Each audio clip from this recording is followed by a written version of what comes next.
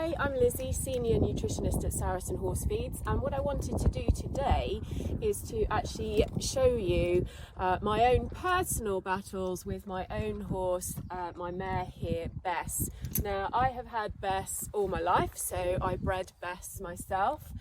She's now 13 years old, and she's showing here a classic example of what we describe as a rather large crest. So very quickly, with the change in the weather, she has developed this enlarged crest. You can see the shape here.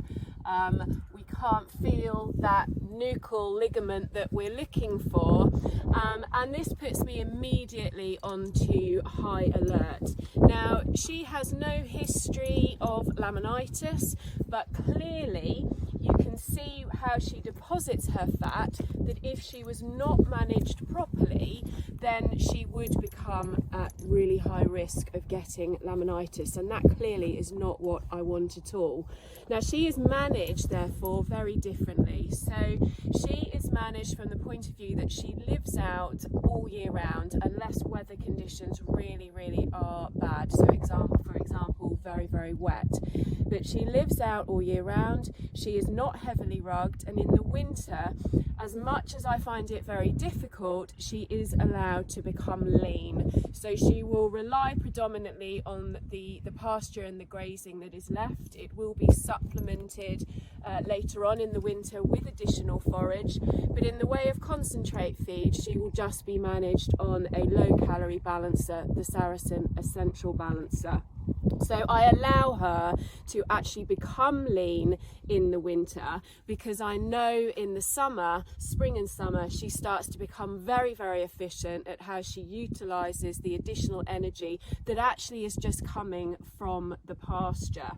So at the moment, as you can see, in terms of looking at the rest of her body condition, she is actually okay. We can still feel the ribs, but as I've said, this is the area that is of concern, and this is the area that I really need to pay particular attention to.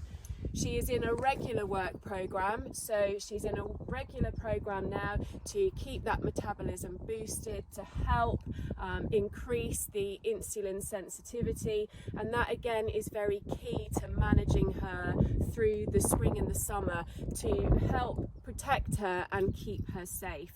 She again through the summer is on very little concentrate feed, so she continues on that essential balancer, which she's getting on a daily basis at 500 grams per day, and she receives no additional forage supplementation out in the field, so she is just grazing. So I thought I would bring to you my own personal struggle with managing weight and condition. It is a very real problem, and it doesn't discriminate. So we are all in a situation where potentially we're having to manage these very good doers. It is a common problem.